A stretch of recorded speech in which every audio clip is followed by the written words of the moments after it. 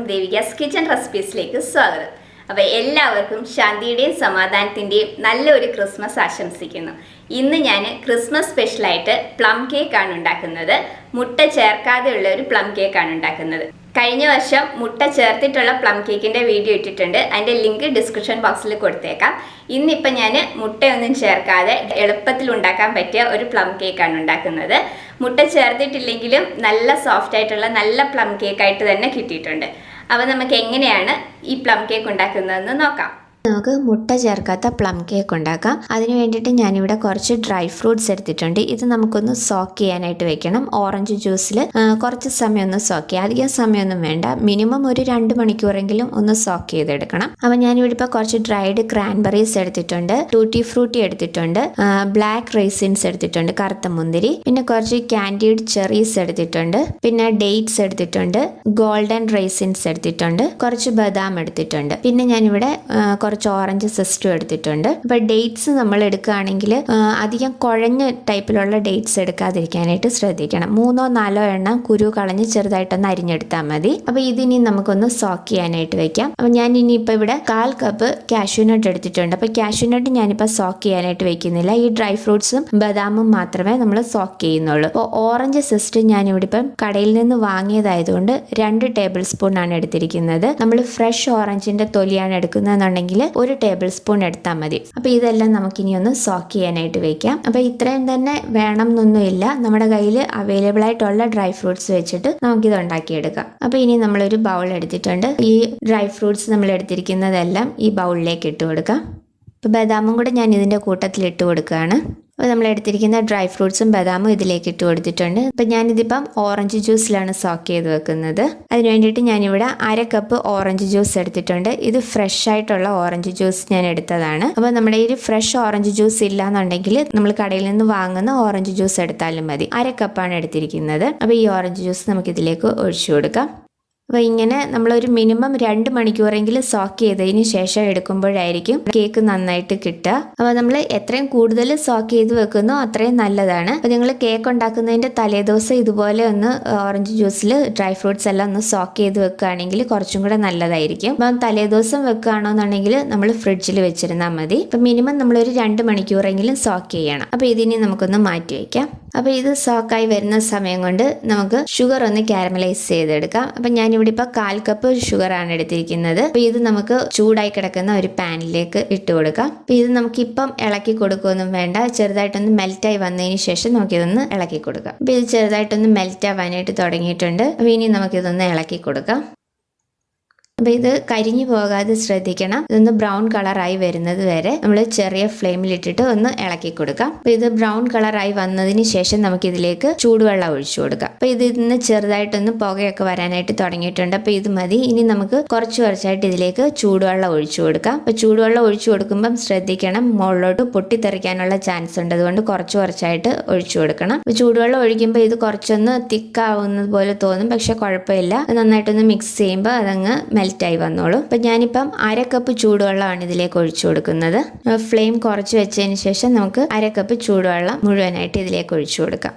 ഇപ്പം നമ്മൾ എടുത്തു വെച്ചിരുന്ന 1/2 കപ്പ് വെള്ളം ഇതിലേക്ക് ഒഴിച്ചു കൊടുത്തിട്ടുണ്ട്. ഇതിനി നന്നായിട്ട് തിളച്ച് നമുക്ക് 1/4 കപ്പായിട്ടൊന്ന് വറ്റിച്ചെടുക്കണം. നമുക്ക് 1/4 കപ്പ് കാരമൽ സിറപ്പാണ് വേണ്ടത്. അപ്പോൾ അതുകൊണ്ട് ഇത് നന്നായിട്ട് തിളച്ച് 1/4 കപ്പായിട്ടൊന്ന് വറ്റിച്ചെടുക്കാം. ഇപ്പം നമ്മുടെ കാരമൽ സിറപ്പ് ഒരു 1/4 കപ്പായിട്ട് വറ്റി വന്നിട്ടുണ്ട്. അപ്പോൾ ഇത്രയും മതി. അപ്പോൾ ഇനി നമുക്ക് ഫ്ലെയിം ഓഫ് ചെയ്യാം. അപ്പോൾ ഇതിനി നന്നായിട്ട് ചൂട് മാറിയതിന് ശേഷമാണ് നമ്മളുടെ കേക്കിൻ്റെ ബാറ്ററിലേക്ക് നമ്മൾ ഒഴിച്ചു കൊടുക്കുന്നത്.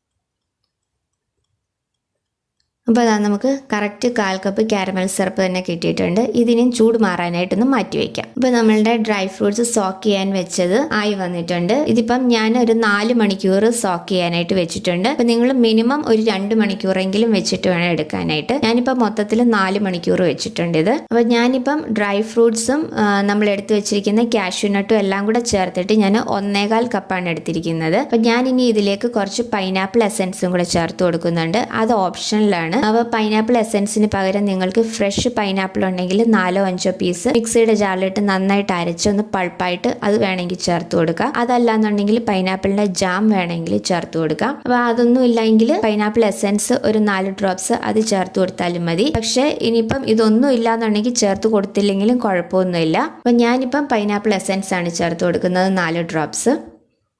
അധികമൊന്നും വേണ്ട, 4 ഡ്രോപ്സ് മാത്രം ചേർത്ത് കൊടുത്താൽ മതി. അപ്പോൾ ഇത് ഉണ്ടോയെന്നുണ്ടെങ്കിൽ ചേർത്ത് കൊടുത്താൽ നല്ലൊരു ടേസ്റ്റ് ആയിരിക്കും. അപ്പോൾ ഇത് ഓപ്ഷനിലാണ്, ഇത് ചേർത്ത് കൊടുത്തില്ലെങ്കിലും കുഴപ്പമൊന്നുമില്ല. അപ്പോൾ ഇനി നമ്മളിവിടെ കേക്ക് ടിന്നൊക്കെ ഒന്ന് തയ്യാറാക്കി വെച്ചിട്ടുണ്ട്. ഇതിപ്പോൾ ഞാൻ 6 ഇഞ്ചിൻ്റെ കേക്ക് ടിന്നാണ് എടുത്തിരിക്കുന്നത്. അത് ഓയിലൊന്ന് ഗ്രീസ് ചെയ്തിട്ട് ബട്ടർ പേപ്പറും ഒക്കെ വെച്ച് ഒന്ന് റെഡിയാക്കി എടുത്തിട്ടുണ്ട്. ഇനി നമുക്ക് ഡ്രൈ ഇൻഗ്രീഡിയൻസ് ഒക്കെ ഒന്ന് അരിച്ചെടുത്ത് വെക്കാം. അപ്പോൾ അതിന് വേണ്ടിയിട്ട് ഞാനിവിടെ 1 കപ്പ് മൈദയാണ് എടുത്തിരിക്കുന്നത്. അപ്പോൾ നിങ്ങൾക്ക് മൈദയ്ക്ക് പകരം ഗോതമ്പ് പൊടി വേണമെങ്കിലും യൂസ് ചെയ്യാം. അപ്പോൾ 1 കപ്പ് മൈദ എടുത്തിട്ടുണ്ട്.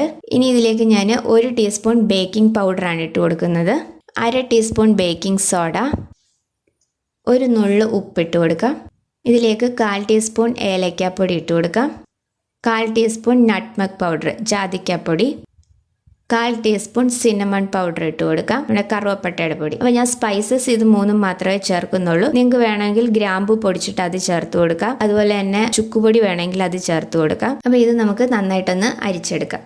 അപ്പോൾ ഇത് ഞാൻ നന്നായിട്ട് അരിച്ചെടുത്തിട്ടുണ്ട്. അപ്പോൾ ഇത് ഇനി നമുക്ക് 3 തവണയൊന്ന് അരിച്ചെടുത്ത് മാറ്റി വയ്ക്കാം. അപ്പോൾ ഇനി നമ്മൾ നേരത്തെ എടുത്ത് മാറ്റി വെച്ചിരിക്കുന്ന കാഷ്യൂനട്ട് ഒരു ബൗളിലേക്ക് ഇട്ട് കൊടുക്കാം. നമ്മൾ കാഷ്യൂനട്ട് നേരത്തെ സോക്ക് ചെയ്യാനായിട്ട് എടുത്തിരുന്നില്ല. അപ്പോൾ നമ്മൾ അരിച്ചെടുത്ത് വെച്ചിരിക്കുന്ന ഡ്രൈ ഇൻഗ്രീഡിയൻസിൽ 1/2 ടീസ്പൂൺ പൊടി എടുത്തിട്ട് നമുക്ക് ഇതിലേക്ക് ഇട്ടിട്ട് ഇതൊന്ന് മിക്സ് ചെയ്തെടുക്കാം.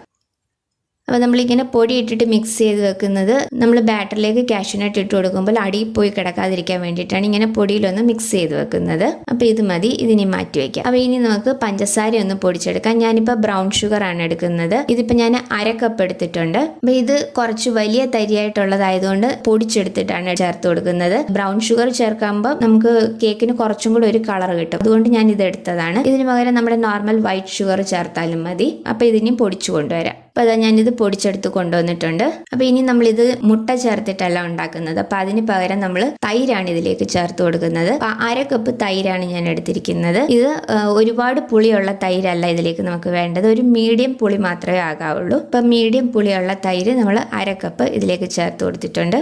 അപ്പോൾ ഇതിന് നമുക്ക് ഒരു വിസ്ക് വെച്ചിട്ട് ഒന്ന് മിക്സ് ചെയ്തെടുക്കാം. ഇതിന് നമുക്ക് ബീറ്ററോ അതുപോലെ തന്നെ ബ്ലെൻഡറോ ഒന്നും ആവശ്യമില്ല. ഇതിലേക്ക് നമ്മൾ പൊടിച്ചു വെച്ചിരിക്കുന്ന പഞ്ചസാര കുറച്ചായിട്ട് ഇട്ടിട്ട് ഒന്ന് മിക്സ് ചെയ്തെടുക്കാം. അപ്പം ബാക്കിയുള്ള പഞ്ചസാരയും കൂടെ ചേർത്ത് കൊടുത്തിട്ട് നന്നായിട്ടെല്ലാം ഒന്ന് മിക്സ് ചെയ്തെടുക്കാം. അപ്പോൾ നമ്മൾ ഈ പഞ്ചസാര പൊടിച്ചിട്ട് ചേർത്തതായതുകൊണ്ട് പെട്ടെന്ന് തന്നെ മിക്സ് ആയി കിട്ടും. അപ്പോൾ ഇത് നന്നായിട്ട് മിക്സ് ചെയ്തെടുത്തിട്ടുണ്ട്. അപ്പോൾ ഇനി ഞാൻ ഇതിലേക്ക് 1/4 കപ്പ് റിഫൈൻഡ് ഓയിലും കൂടാണ് ചേർത്ത് കൊടുക്കുന്നത്. അപ്പോൾ ഇതിന് പകരം നിങ്ങൾക്ക് 1/4 കപ്പ് മെൽറ്റഡ് ബട്ടർ ചേർത്ത് കൊടുക്കാം. അപ്പോൾ നമ്മൾ ഇതിലേക്ക് എടുക്കുന്ന എല്ലാ ഇൻഗ്രീഡിയൻസും റൂം ടെമ്പറേച്ചറിലുള്ളതായിരിക്കണം, അത് പ്രത്യേകം ശ്രദ്ധിക്കണം. അപ്പോൾ ഓയിലും കൂടെ ചേർത്ത് കൊടുത്തിട്ട് നന്നായിട്ടൊന്ന് മിക്സ് ചെയ്തെടുക്കാം. ആ ഓയിൽ നന്നായിട്ട് ഇതിൻ്റെ കൂടെ യോജിച്ച് വരുന്നത് പോലെ നന്നായിട്ടൊന്ന് മിക്സ് ചെയ്തെടുക്കണം. ഒരുപാട് സമയമൊന്നും വേണ്ട, പെട്ടെന്ന് തന്നെ മിക്സ് ആയി കിട്ടും. അപ്പോൾ ഇത് നന്നായിട്ട് മിക്സ് ആയി വന്നിട്ടുണ്ട്. ഇനി നമുക്കിതിലേക്ക് 1/2 ടീസ്പൂൺ വാനില എസൻസും കൂടെ ചേർത്ത് കൊടുക്കാം. അതും കൂടെ ചേർത്ത് നന്നായിട്ടൊന്ന് മിക്സ് ചെയ്തെടുക്കാം. ഇനി ഇതിലേക്ക് നമ്മൾ നേരത്തെ തയ്യാറാക്കി വെച്ചിരിക്കുന്ന കാരമൽ സിറപ്പും കൂടെ ചേർത്ത് കൊടുക്കാം. 1/4 കപ്പ് കാരമൽ സിറപ്പായിരുന്നു എടുത്തിരുന്നത്. ആ 1/4 കപ്പ് കാരമൽ സിറപ്പും കൂടെ നമുക്ക് ഇതിലേക്ക് ചേർത്ത് കൊടുക്കാം. അപ്പോൾ അത് ആ ചൂടൊക്കെ ഒന്ന് മാറി വന്നപ്പോഴത്തേക്ക് അതൊന്ന് കുറച്ചൊന്ന് തിക്കായി വന്നിട്ടുണ്ട്. അപ്പോൾ അതും കൂടെ ചേർത്തിട്ട് നന്നായിട്ടൊന്ന് മിക്സ് ചെയ്തെടുക്കാം. അപ്പോൾ നമ്മൾ ഈ കാരമൽ സിറപ്പ് ചേർക്കുമ്പോഴായിരിക്കും നമ്മുടെ കേക്കിന് കറക്റ്റ് ആ ഒരു കളർ കിട്ടുക. അപ്പോൾ ഇത് നന്നായിട്ട് മിക്സ് ചെയ്തെടുത്തിട്ടുണ്ട്. ഇനി നമ്മൾ ഇതിലേക്ക് ഡ്രൈ ഇൻഗ്രീഡിയൻസ് ചേർക്കുന്നതിന് മുന്നായിട്ട് നമ്മൾ കേക്ക് ബേക്ക് ചെയ്യുന്ന ആ പാത്രം നമുക്കൊന്ന് പ്രീ ഹീറ്റ് ചെയ്യാനായിട്ട് വെക്കാം. അപ്പോൾ ഞാൻ അതിന് വേണ്ടിയിട്ട് വലിയൊരു പാത്രം എടുത്തിട്ടുണ്ട്. അതിലേക്ക് ചെറിയൊരു സ്റ്റാൻഡ് പോലെ വേറൊരു പ്ലേറ്റ് ഞാൻ വെച്ച് കൊടുക്കുന്നുണ്ട്. ഇതിന് പകരം നിങ്ങൾ വേറെ ഏതെങ്കിലും സ്റ്റാൻഡ് വെച്ച് കൊടുത്താലും മതി. അപ്പോൾ ഇത് നമുക്കൊരു 10 മിനിറ്റ് നന്നായിട്ടൊന്ന് പ്രീ ഹീറ്റ് ചെയ്തെടുക്കാം. അപ്പോൾ ഇതൊന്ന് അടച്ചു വയ്ക്കാം. അപ്പോൾ അത് ചൂടാവുന്ന സമയം കൊണ്ട് നമുക്ക് ബാക്കി ഡ്രൈ ഇൻഗ്രീഡിയൻസും കൂടെ ഒന്ന് മിക്സ് ചെയ്തെടുക്കാം. നമ്മൾ നേരത്തെ അരിച്ചു വെച്ചിരിക്കുന്ന പൊടി കുറച്ചായിട്ട് ഇതിലേക്ക് ഇട്ട് കൊടുത്തിട്ട് മിക്സ് ചെയ്തെടുക്കാം. അപ്പോൾ ഡ്രൈ ഇൻഗ്രീഡിയൻസ് ചേർത്ത് കൊടുത്തതിന് ശേഷം നമ്മൾ ഓവറായിട്ട് മിക്സ് ചെയ്യരുത്, ജസ്റ്റ് ഒന്ന് ഫോൾഡ് ചെയ്തെടുക്കേ ആകാവുള്ളൂ. പതിയെ കുറച്ചായിട്ട് പൊടി ഇട്ട് കൊടുത്ത് ജസ്റ്റ് ഒന്ന് ഫോൾഡ് ചെയ്തെടുക്കാം. നമ്മൾ ഡ്രൈ ഇൻഗ്രീഡിയൻസ് മിക്സ് ചെയ്തതിന് ശേഷം ഒരുപാട് സമയം ഈ ബാറ്റർ വെച്ചേക്കാൻ പാടില്ല. അതുകൊണ്ട് നമ്മൾ കേക്ക് ബേക്ക് ചെയ്യുന്ന പാത്രം പ്രീ ഹീറ്റ് ചെയ്യാനായിട്ട് വെച്ചതിന് ശേഷം മാത്രം ഈ ഡ്രൈ ഇൻഗ്രീഡിയൻസ് മിക്സ് ചെയ്താൽ മതി. അപ്പോൾ പൊടി മുഴുവനായിട്ട് ഇതിലേക്കിട്ട് ജസ്റ്റ് എല്ലാം ഒന്ന് മിക്സ് ചെയ്തെടുക്കാം.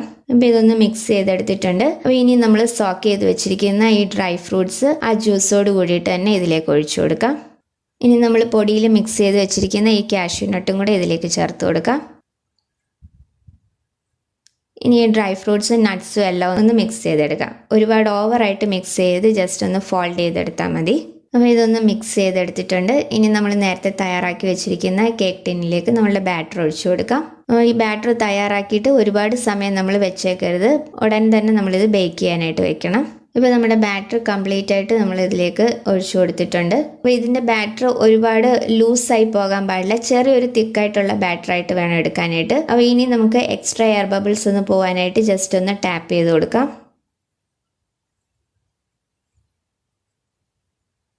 അപ്പോൾ ഇനി ഇതിൻ്റെ മുകളിലേക്ക് ഞാൻ കുറച്ച് കാഷ്യൂ നട്ട് വെച്ച് കൊടുക്കുകയാണ്. ഇനി കുറച്ച് ടൂട്ടി ഫ്രൂട്ടിയും കൂടെ ഇതിൻ്റെ മുകളിലേക്ക് ഇട്ട് കൊടുക്കാം. അപ്പോൾ ഇത് ബേക്കായി വരുമ്പോൾ ഇങ്ങനെ മുകളിൽ ഇതിങ്ങനെ കാണാനായിട്ട് പറ്റുമല്ലോ. അപ്പോൾ ഇനി നമുക്ക് ചൂടായിരിക്കുന്ന പാത്രത്തിലേക്ക് നമ്മളുടെ ഈ കേക്ക് ടിൻ എടുത്ത് വയ്ക്കാം. അപ്പോൾ നമ്മളുടെ പാത്രം നന്നായിട്ട് ചൂടായിട്ടിരിക്കുകയാണ്.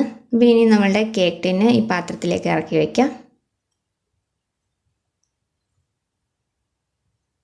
ഇതിനി നമുക്ക് അടച്ചു വെച്ച് ഒരു 50 മുതൽ 55 മിനിറ്റ് വരെ എടുക്കും ഈ കേക്ക് കംപ്ലീറ്റ് ആയിട്ട് ബേക്കായി കിട്ടാനായിട്ട്. അപ്പോൾ അതുവരെ നമുക്കിതൊന്ന് അടച്ചു വെച്ച് ബേക്ക് ചെയ്തെടുക്കാം. അപ്പോൾ ഇത് നമ്മൾ ലോ ഫ്ലെയിമിൽ ഇടരുത്. ലോയ്ക്കും മീഡിയത്തിനും ഇടയ്ക്കായിട്ട് വേണം നമ്മൾ ഇതിൻ്റെ ഫ്ലെയിം ഇടാനായിട്ട്. ഒരു 50 മിനിറ്റ് കഴിഞ്ഞതിന് ശേഷം ഒരു സ്ക്യൂർ വെച്ചിട്ട് നമുക്കിത് ബേക്ക് ആയോ എന്നുള്ളതൊന്ന് ചെക്ക് ചെയ്ത് നോക്കാം.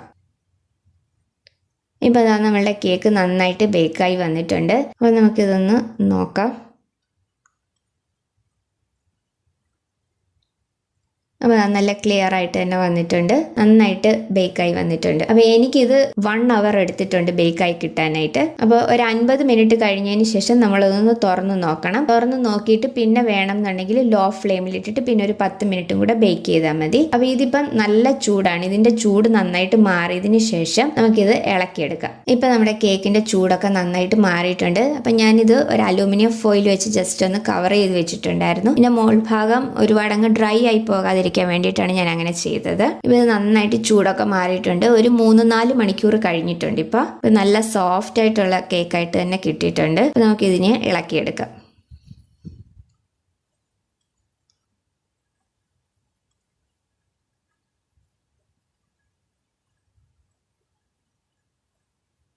നന്നായിട്ട് തന്നെ വന്നിട്ടുണ്ട് നമ്മുടെ കേക്ക്. അപ്പോൾ നിങ്ങൾക്ക് ഇത് മൈദയ്ക്ക് പകരം ഈ സെയിം കേക്ക് തന്നെ ഗോതമ്പ് പൊടി വെച്ചിട്ട് ചെയ്യാം. ബാക്കി ഇൻഗ്രീഡിയൻസിൻ്റെ അളവുകളെല്ലാം സെയിം തന്നെയാണ്. മൈദയ്ക്ക് പകരം ഗോതമ്പ് പൊടി വെച്ചിട്ട് ഇതേ കേക്ക് തന്നെ ഉണ്ടാക്കിയെടുക്കാം. അപ്പോൾ നമുക്ക് ഇതിൻ്റെ ബോട്ടം പോർഷനും കൂടി ഒന്ന് മാറ്റാം. അപ്പോൾ ഇത് ആ ബോട്ടം പോർഷനും നന്നായിട്ട് തന്നെ വന്നിട്ടുണ്ട്. ഒട്ടും കരിഞ്ഞു പോവുകയൊന്നും ചെയ്തിട്ടില്ല. നന്നായിട്ട് തന്നെ കിട്ടിയിട്ടുണ്ട് നമ്മുടെ കേക്ക്. അപ്പോൾ ഇനി നമുക്കിതൊന്ന് കട്ട് ചെയ്യാം. നല്ല സോഫ്റ്റ് കേക്കായിട്ട് തന്നെ കിട്ടിയിട്ടുണ്ട്. നമ്മൾ മുട്ട ചേർത്തിട്ടെല്ലാം ഉണ്ടാക്കിയെന്ന് പറയുകയില്ല. അത്രയും നല്ല ടേസ്റ്റായിട്ട് നല്ല സോഫ്റ്റ് കേക്കായിട്ട് തന്നെ കിട്ടിയിട്ടുണ്ട്. അപ്പോൾ ഈ രീതിയിൽ ഉണ്ടാക്കിയിട്ടില്ലാത്തവർ ഇതുപോലെ ഒന്ന് ട്രൈ ചെയ്ത് നോക്കണം. നമ്മുടെ ഈ കേക്ക് ബേക്കായി വരുമ്പോൾ നല്ല ഒരു മണമൊക്കെയാണ്.